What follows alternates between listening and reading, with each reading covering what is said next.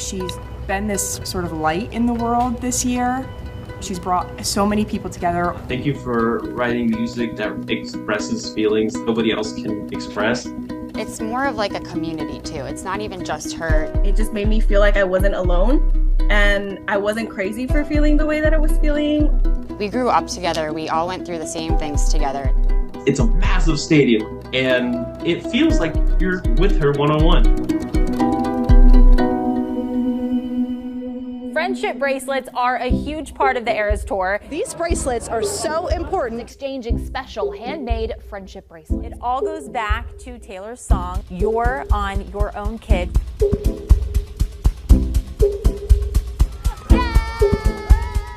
So my friends and I got tickets to the Eras Tour.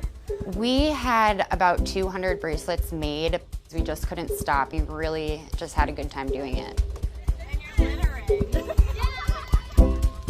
We realized 200 bracelets was way too many for us to all bring and trade. Kim actually came up with the idea to put them on Etsy and sell them. I went to bed, woke up the next morning, and we had over 300 bracelets on order. I was just refreshing the Etsy page and I could see the sales going up. It was like 5, 6, 7. And I was like, oh my gosh, I'm gonna have to make 200 bracelets tomorrow morning. And then finally like, okay, we shut it down. We only have to make like 50. And we're like, okay, we can do that. 50 back then was so many. We weren't expecting to get much money, a couple $100s at the most. This morning I ran the numbers and we're at $19,000 in sales. The Eras Tour is my Roman empire. I think about it all the time, every day. I hear a song, that's a great bracelet song, that's a good thing to put on a bracelet. This business definitely keeps us in touch. 2 of us live in Massachusetts, the other 2 live in Connecticut. Now we have to meet up and trade bracelets, drop off, talk almost every single day. Keep making more songs, Taylor, so we can keep making more bracelets.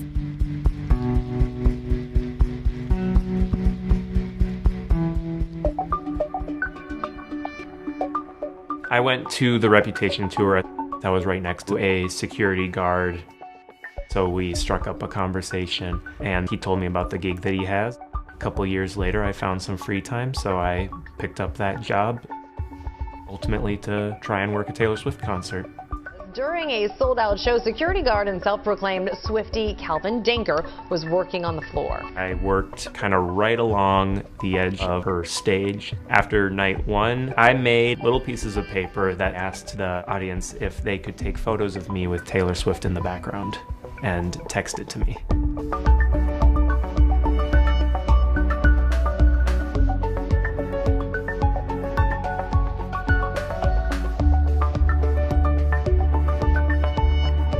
When she came right behind me, there were a ton of fans, and I had to look at the fans. I saw all of their faces light up when she gets near them, and it was just a sight, even if I wasn't looking at her on that stage.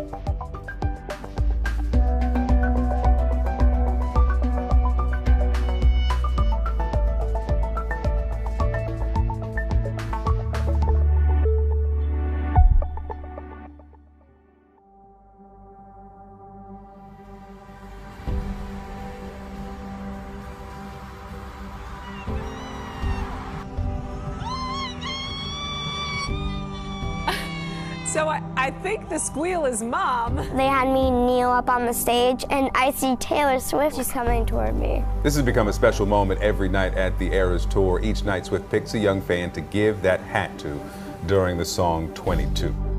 Everything I do is handmade and it's like a beautiful process because it's more intimate, my connection with the hats. I was already working with Taylor's wardrobe team and they approached me to do the classic fedora for the video for 22. The connection that she has with her fan in that moment, it was so emotional for me to see. It was so beautiful. Taylor has been empowered so many women with her music, and to me, I be a part of that. Always I'm trying to empower women with my craftsman and be together. It's so beautiful to me.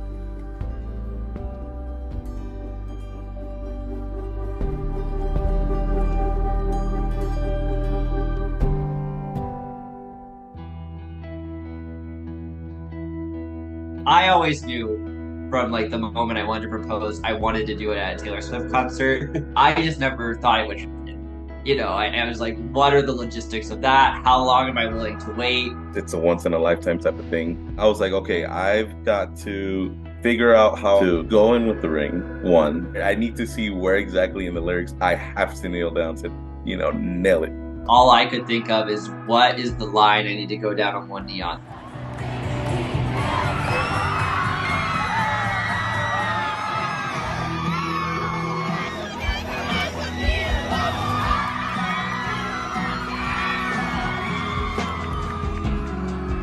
Two to 3 weeks before the actual date of the tour, yeah, I never told you this, I would play the song whenever I would go to work and whenever I would come back, just to make sure, okay, this is the part that I have to kneel down.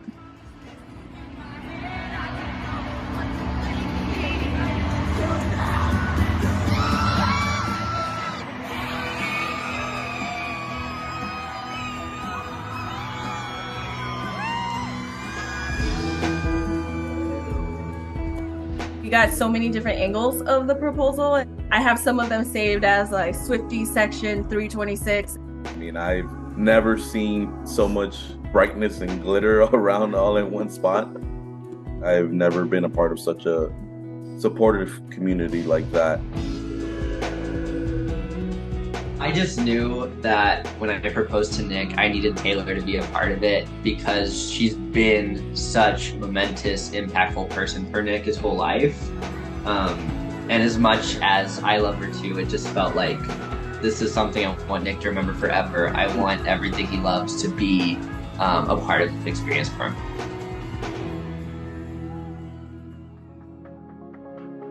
She's been there on the hardest days of my life, and she's been there for the best days of my life.